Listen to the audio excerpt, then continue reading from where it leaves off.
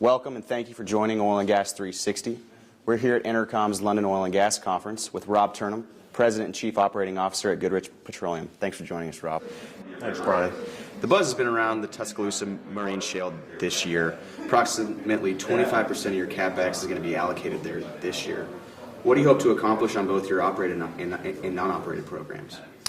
Well, we're in early stage development there. We like what we see. It's very similar economics to the Eagle Ford, but we're in an early process of de-risking the acreage, spreading some wells out, trying different things on completions, and lowering our well cost. So without giving away any state secrets here, and you kind of alluded to it, what types of improvements in drilling efficiencies have you been able to implement on your operated program in the area? Well, the early wells struggled with what we call the rubble zone. It's an unconsolidated 10-foot member that's caused quite a few drilling problems. The last several wells, call it 3 or 4 wells, have drilled much easier by landing right above the rubble zone. And I think that going forward, that appears to be the optimum way to drill them. On the completion side, we feel like we've really set in place the optimum completion recipe. Our Crosby well was the latest well drilled and completed that we operated, has made about 85,000 barrels in 3.5 months, which is well ahead of Eagle Ford, Bakken, and other TMS wells. So feel very comfortable with the resource that's there, and the completion procedure seems to be working. So it's all about drilling costs, and we feel very confident we'll get those costs down over time. Sure. So you mentioned some of these techniques. Are any, and they're obviously working. Do any of these drastically differ from anybody else that's operating in the play? Well, they have. The early wells were drilled by Devon, and they were at a disadvantage, obviously, because they were the first one trying various things. But for the most part, they were drilling shorter laterals, stimulating with less proppant and frac fluid. And we feel like there's really great linear correlation between lateral lengths and amount of proppant that you pump or size of the frac. So we're seeing great benefits to doing that, and some of that is a carryover that we experimented with in the Eagle Ford, another oil resource play. So it feels like on the completion side we've kind of zeroed in the optimum recipe or procedure. On the drilling side, these last few wells have drilled much quicker by just having less downtime. So I think over time you'll see us shave 10 to 13 days off our drill time, which is what we've done in these other plays, whether it's Haynesville or Eagle Ford. That'll save $1 million to $1,300,000 per well.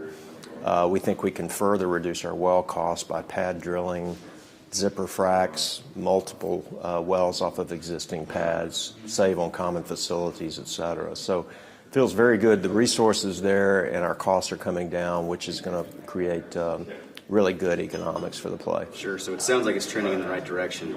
Moving, or I should say shifting gears to your Eagle Ford program in South Texas. It's certainly been a game changer for you guys in terms of production mix and revenue mix. What are your plans for the Eagle Ford in 2013? Well, it's still getting probably 2/3 of our oil-directed activity is going towards the Eagle Ford while we de-risk the TMS. There'll be a point in time where we could shift that allocation and 2/3 TMS, 1/3 Eagle Ford if we don't change our budget at all. So, but due to the developmental nature of the Eagle Ford, we've proven that play up. We are pad drilling. We are seeing cost reduction through pads and zipper fracs, etc. So it makes more sense to just kind of get our oil volume growth, which we know is coming from the Eagle Ford, while we test in early stages the TMS. But I will tell you, we're seeing twice the amount of production in the TMS from an Eagle Ford well. It has very good advantages on oil prices and severance tax relief in the states of Louisiana and Mississippi. So the TMS has certain favorable attributes that are really helping the economics over there. But the Eagle Ford has been our bread and butter. It's allowed us to grow oil volumes pretty dramatically over the last couple of years, and we'll continue to do that. So, Rob, given the recent trend of natural gas prices above $4, is Goodrich making any strategic changes in your natural gas operations in northern Louisiana or East Texas? Well, we're not drilling new wells, but we are completing some wells that were drilled in late 2011, early 2012. Part of that activity is through our Chesapeake-operated Haynesville wells in North Louisiana. And we also have an operated area we call the Angelina River Trend, where we're completing a well that was drilled some year to year and a half ago. So really not dragging rigs back into these gas plays, but have completed some wells of late.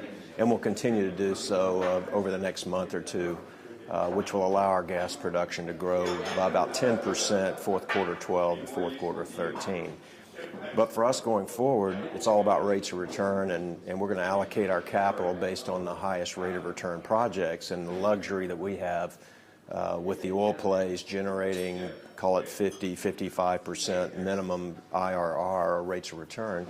Until we see similar rates of return in our gas assets, it's doubtful we'll drag rigs back into the play. That being said, we have, as I said, the Angelina River Trend is an operated area for us. Beginning in January 14, we need to drill 2 to 3 wells down there to hold the acreage. So looking forward, we haven't established our 2014 budget yet, but you could see us allocate some capital to the Angelina River Trend, and perhaps at $4.50 to $5 gas, you could see us start to shift a little bit of capital to gas-directed activity. But it's all about rates of return, and as long as oil prices remain high and rates of return remain higher there than what we see in the gas assets, you'll continue to see us allocate capital to the oil-directed fields. Well, it sounds like there's some exciting things going on over at Goodrich. Thanks again for joining us, Rob. Thank you, Brian.